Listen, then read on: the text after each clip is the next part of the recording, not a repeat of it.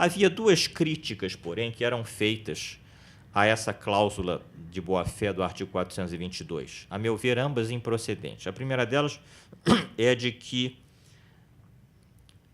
a regra seria incompleta.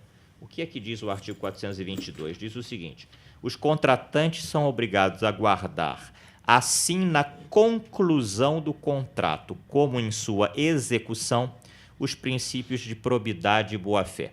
Dizia-se então, mas a construção doutrinária e a experiência estrangeira revelaram que a cláusula de boa-fé gera deveres acessórios não apenas na fase anterior à formação do contrato e na fase em que o contrato já está formado e até a sua extinção, mas também gera deveres, chamados deveres acessórios, numa fase posterior, até mesmo numa fase posterior ao encerramento do contrato.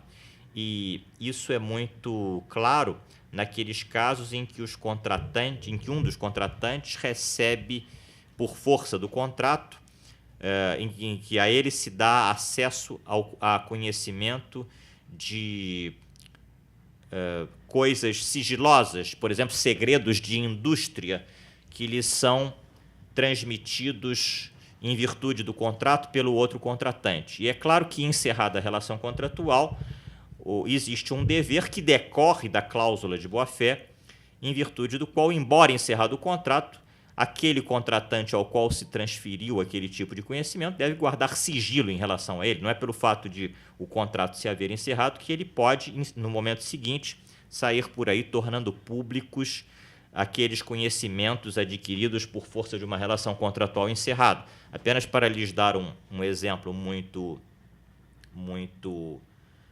contundente, o advogado, por exemplo,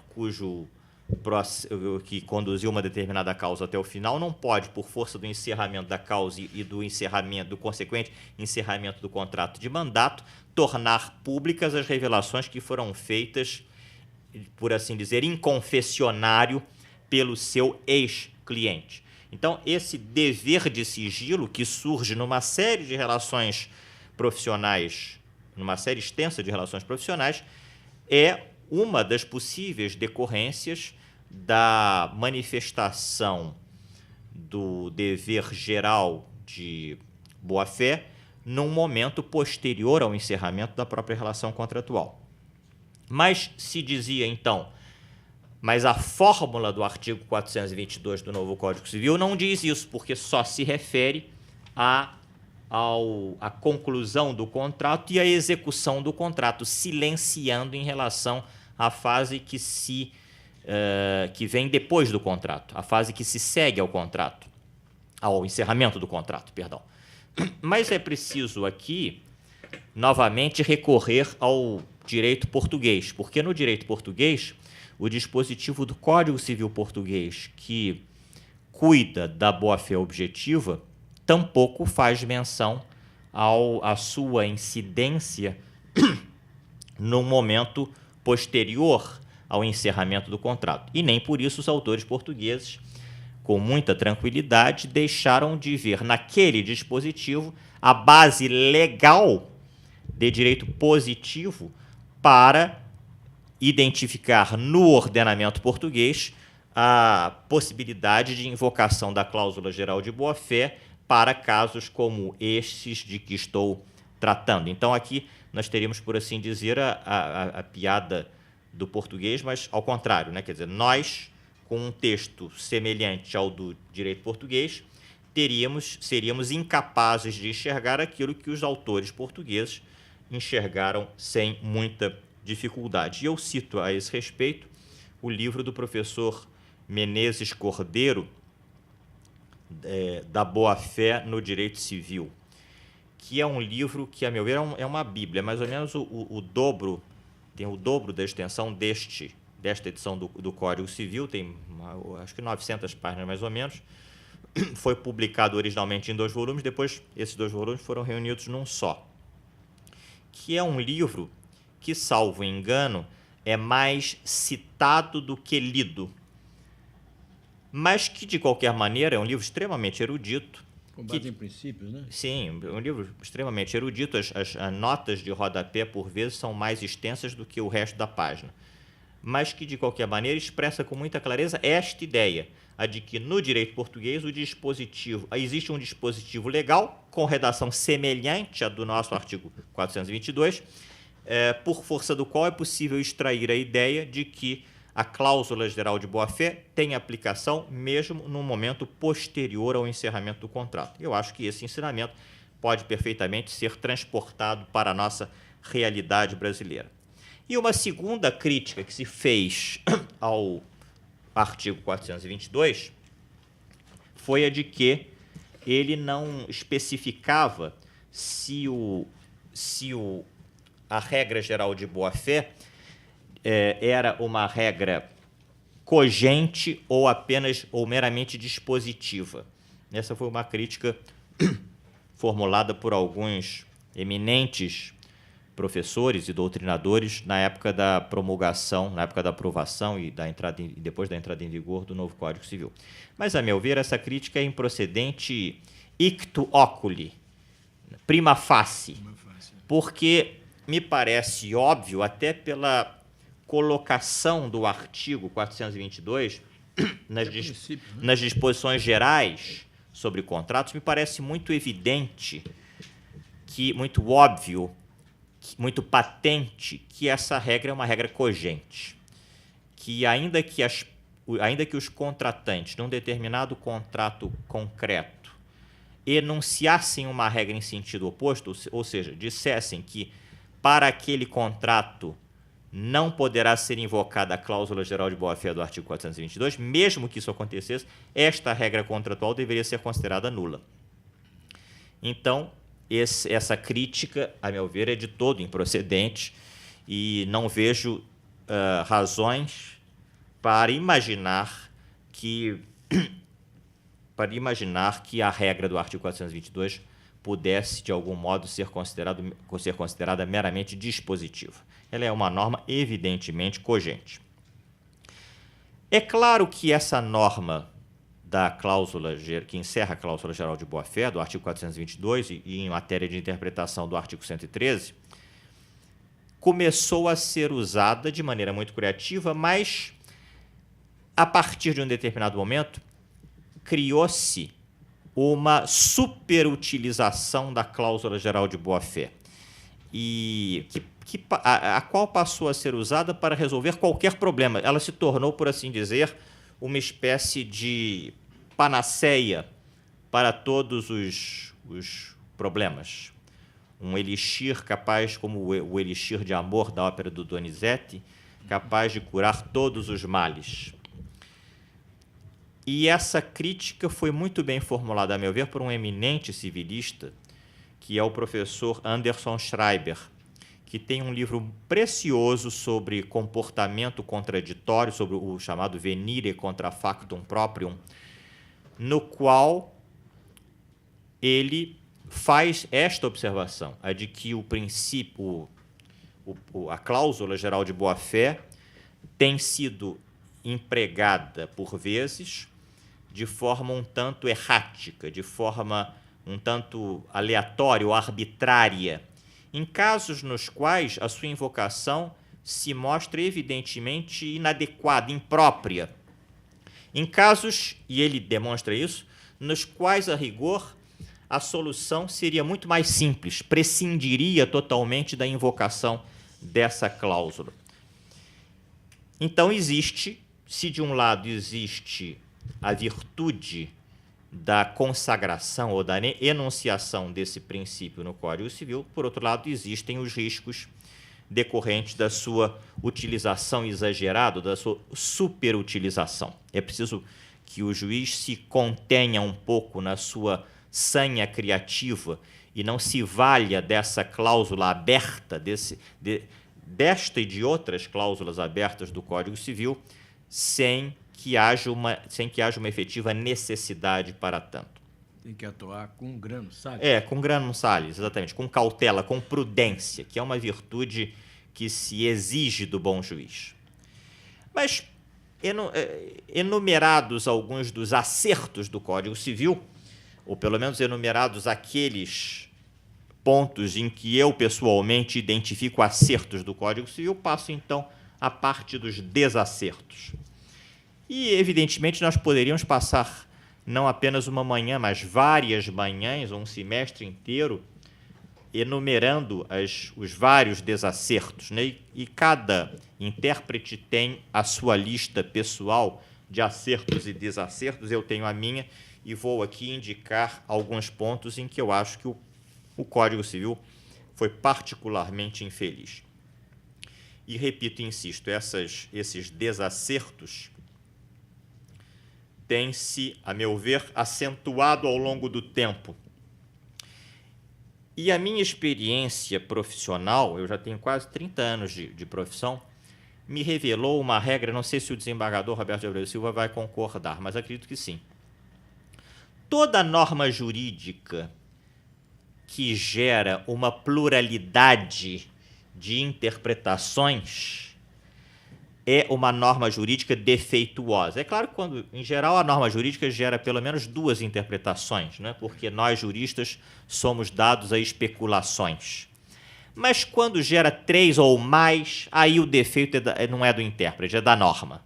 A norma tem que ser revista, tem que ser reescrita. A norma jurídica boa é a norma jurídica clara. Positivos no Código Civil que tratam de assuntos muito relevantes que foram redigidos de forma ambígua.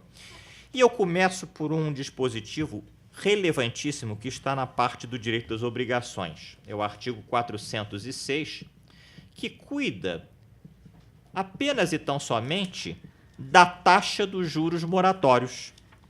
406. Este artigo foi redigido da seguinte maneira: quando os juros moratórios não forem convencionados, ou o forem sem taxa estipulada, ou quando provierem de determinação da lei, serão fixados segundo a taxa que estiver em vigor para a mora do pagamento de impostos devidos à Fazenda Nacional. Eu lembro aos senhores que no código anterior a regra era muito clara, porque se dizia a taxa dos juros moratórios, quando não convencionada, será de 6% ao ano. Regra claríssima. A nova passou a dizer a taxa de juros, quando não convencionada, será aquela que for a imposta pela mora dos impostos, na mora do pagamento de impostos. Acho que até a palavra impostos está mal empregada aqui, são tributos, né? Dos impostos, diz a lei, devidos à Fazenda Nacional. E aí surgiu a seguinte dúvida: mas qual é a taxa de mora do pagamento de impostos ou tributos devidos à Fazenda Nacional? Alguns sustentaram que essa taxa correspondia àquela prevista no artigo, parece que 161, parágrafo 1º do Código Tributário Nacional, que diz que a taxa de juros de mora nas obrigações tributárias corresponde a 1% ao mês ou 12% ao ano. Juros não capitalizados, portanto. E essa corrente foi e tem sido até hoje adotada por expressivos setores da jurisprudência. Até, curiosamente, se os senhores tiverem a oportunidade e alguns certamente já fizeram isso, se tiverem a oportunidade de consultar o site do próprio Tribunal de Justiça daqui, verificarão que num determinado momento, num determinado ponto, existe o tribunal fornece serviço consistente no cálculo, na atualização de dívidas judiciais. E ali há um espaço para a escolha da taxa de juros. O site abre duas opções: a taxa de juros do Código Civil anterior, se tratar de uma obrigação constituída na sua vigência, e a taxa de juros dos juros de mora incidente sobre a obrigação constituída na vigência do Código Civil atual. Então, há só duas opções: a opção de 0,5% ao mês, taxa de juros do Código Civil antigo, e de 1% ao mês, taxa de juros do Código Civil atual. Mas acontece que essa questão foi levada ao Superior Tribunal de Justiça e no ano de 2008 houve o julgamento de uns embargos de divergência num recurso especial, e no julgamento desses embargos de divergência, relatado, se não me engano, pelo ministro Teori Zavascki, hoje no Supremo, decidiu a Corte Especial do STJ, se não me engano, até por unanimidade, que a taxa de juros a que se referia o artigo 406 era a taxa Selic. E esse julgamento gerou uma série de outros problemas, porque a taxa Selic não é apenas uma taxa de juros, ela é uma taxa que embute um certo fator, digamos assim, de correção monetária, há um elemento de correção monetária. E disso decorreram vários problemas práticos. Embora, e curiosamente, os embargos de divergência tivessem sido decididos num determinado sentido, houve vários pronunciamentos posteriores dos órgãos fracionários do STJ, das suas turmas, que adotaram a solução dos 12% ao ano. Quer dizer, a despeito de um pronunciamento da Corte Especial num determinado sentido, as turmas, eu diria que ignoraram aquele pronunciamento e continuaram a aplicar a taxa de juros prevista no artigo 161 do Código Tributário Nacional.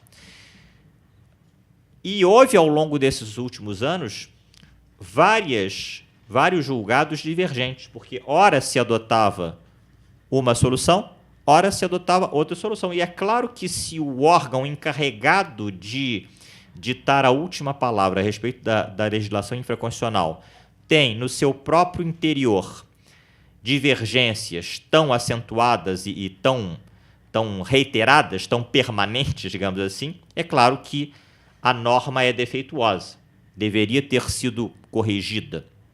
Não foi até hoje. Salvo engano, a jurisprudência mais recente do STJ se firmou, parece ter se firmado, finalmente, no sentido de que a taxa que se refere ao artigo 406 é a taxa Selic, solução com a qual eu, pessoalmente, não concordo. Entre outros motivos, porque o artigo 406, com muita clareza, se refere a uma taxa de juros. Notem, quando os juros moratórios não forem convencionados ou forem sem taxa estipulada ou quando provierem de determinação da lei, serão fixados segundo a taxa, leia-se, a taxa de juros que estiver em vigor. Então, a meu ver, o artigo 406 se refere a uma taxa de juros. É preciso, então, buscar uma taxa de juros, não uma taxa que contenha na sua composição um elemento de atualização monetária. E não é preciso aqui tecer considerações sobre a distinção entre juros e correção monetária. De modo que esse é um dispositivo que deveria ter sido redigido de maneira mais simples. Mais clara, né? Com consequências práticas muito importantes, porque, vejam, a taxa Selic tem a sua variação atrelada a uma série de circunstâncias que nada tem a ver com o problema da mora, porque os juros de mora são concebidos como uma punição ao devedor moroso. É algo que se acrescenta a título de punição.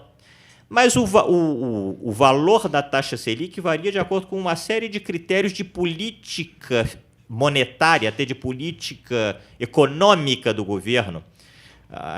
Nós não somos economistas, não sei se há algum economista aqui, mas frequentemente nós ouvimos: agora a taxa Selic vai aumentar. Por quê? A inflação está alta. Então, o governo se vale da elevação da taxa Selic para combater a inflação. Aí, quando a inflação está sob controle, mas há, por exemplo, pouco consumo, o governo faz com que a taxa Selic seja reduzida para estimular a economia, estimular a atividade empresarial. Então, notem que a taxa Selic é usada frequentemente como instrumento de política econômica. Isso nada tem a ver com o problema da mora.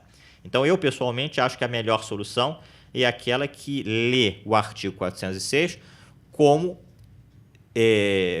se ele se referisse à taxa de 1% ao mês ou 12% ao ano. Eu tenho uma grande antipatia pela solução que conduz à consagração da taxa Selic como uma taxa de juros moratórios. Mas, de qualquer maneira, o dispositivo é evidentemente defeituoso.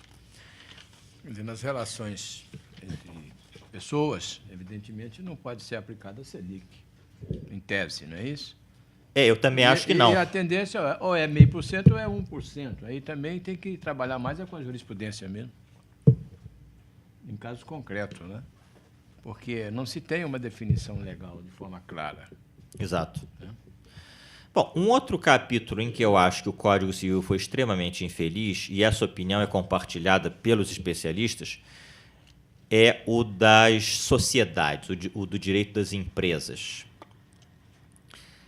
Há alguns defeitos estruturais graves. O primeiro deles é o fato de o Código não conter um capítulo de disposições gerais que pudesse encerrar normas aplicáveis indistintamente a todos os tipos societários.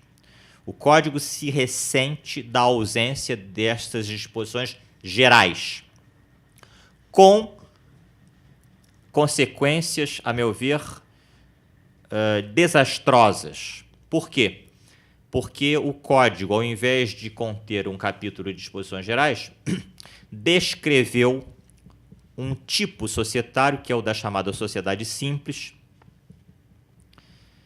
A locução, aliás, também por si só ambígua, porque o Código Civil dela se utiliza em mais de um sentido.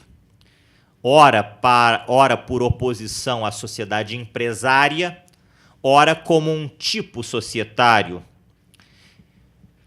Mas, de qualquer forma, o que fez o Código? Estabeleceu uma série de normas na disciplina da chamada sociedade simples. E depois, quando cuidou dos outros tipos societários, a todo momento passou a fazer remissões aos dispositivos contidos no capítulo da sociedade simples. De tal forma que nós chegamos ao ponto em que, às vezes, é preciso fazer uma remissão e logo em seguida uma outra. É o que se dá, por exemplo, no artigo 1051 do Código Civil, que diz o seguinte: o 1051 está contido no capítulo relativo à sociedade em comandita simples. Diz o seguinte: dissolve-se de pleno direito a sociedade. 1. Por qualquer das causas previstas no artigo 1044. Aí a gente vai ao artigo 1044 e o artigo 1044, a seu turno, diz o seguinte: a sociedade se dissolve de pleno direito por qualquer das causas enumeradas no artigo 1033. E se empresária, também pela declaração de falência. Então, essas várias remissões ou remissões de outras remissões me parecem extremamente inadequadas, e isso é um problema de técnica legislativa. Um Código Civil deve ser um diploma extremamente técnico. É claro que ele deve também visar a promoção de determinados valores de acordo com as ideias predominantes no seio de uma determinada comunidade, num determinado momento histórico. Mas um Código Civil, um Código de Processo Civil, ou um Código de Processo Penal, ou um Código Penal, necessariamente devem ser instrumentos técnicos. E aqui a boa técnica certamente recomendava a consagração de disposições gerais que fossem, repito, indistintamente aplicáveis a todos os diferentes tipos societários. Essas remissões várias se explicam pela ausência desse capítulo. Um outro problema, a meu ver, grave, diz respeito a uma falta de sentido de realidade. Porque muito antes da entrada em vigor desse Código Civil, já era perfeitamente possível detectar, perceber que, de fato, existiam nas relações comerciais, nas relações empresariais, dois tipos de sociedades. As sociedades anônimas, que continuam regidas por lei própria, e as sociedades por cotas de responsabilidade limitada, que eram até o advento desse código disciplinadas por uma lei muito bem feita de 1919. Acontece que o Código Comercial, o antigo Código Comercial de 1850, previa uma série de outros tipos societários que foram sendo abandonados em proveito da sociedade limitada, exatamente porque a sociedade limitada tinha a vantagem muito evidente da limitação da responsabilidade dos sócios. Mas o Código Comercial continha a previsão de outros tipos societários nos quais os sócios assumiam solidária e ilimitada, pessoal solidária e ilimitadamente, responsabilidade pelas obrigações sociais. É claro que com a evolução do comércio, a evolução empresarial, isso se revelou funesto. E essas sociedades foram paulatinamente substituídas pelas sociedades anônimas e sociedades por cotas de responsabilidade limitada, que apresentavam exatamente a vantagem da limitação da responsabilidade do sócio. O Código Civil, eu acho estranho que, para usar uma palavra talvez mais amena, pitoresco, que um Código Civil do século XXI ainda preveja entre os tipos societários a sociedade em comandita simples, ou a sociedade em nome coletivo, que são tipos societários nos quais os sócios assumem pessoalmente e solidariamente e ilimitadamente responsabilidade pelas obrigações sociais. É óbvio que isso nunca sairá do papel, porque, tendo a possibilidade de constituir uma sociedade por cotas de responsabilidade limitada, jamais alguém se arriscará a constituir uma sociedade em nome coletivo ou uma sociedade em comandita simples. E agora, então, eu lembro que depois da entrada em vigor do Código Civil, ele sofreu um acréscimo com a previsão do empresário individual com responsabilidade limitada. Não é? Então, tudo isso tornou absolutamente obsoletas essas outras formas societárias que, repito, jamais saíram do papel, jamais saíram e jamais sairão do papel. Me parece incompatível a sua previsão com um Código Civil do século XXI. E os contadores sabem como é que vai atualizar, né? Como é que vai trabalhar, que fica mais fácil. Por cota de responsabilidade limitada, né? O contador é um cidadão. Há duas categorias de profissionais que são muito, muito úteis para aqueles que as desempenham e costumam se revelar muito inúteis para aqueles aos quais esses profissionais supostamente deveriam estar prestando serviço. Uma delas é a dos contadores, porque o contador, em geral, é um sujeito que se julga jurista. E não é. Então, ele se acha capaz, por exemplo, de redigir um contrato para a constituição de uma sociedade, com consequências funestas. A outra categoria de profissionais de duvidosa utilidade é a dos corretores de imóveis. Por quê? Porque o corretor de imóvel é aquele sujeito que só vai ganhar dinheiro se o negócio for concluído.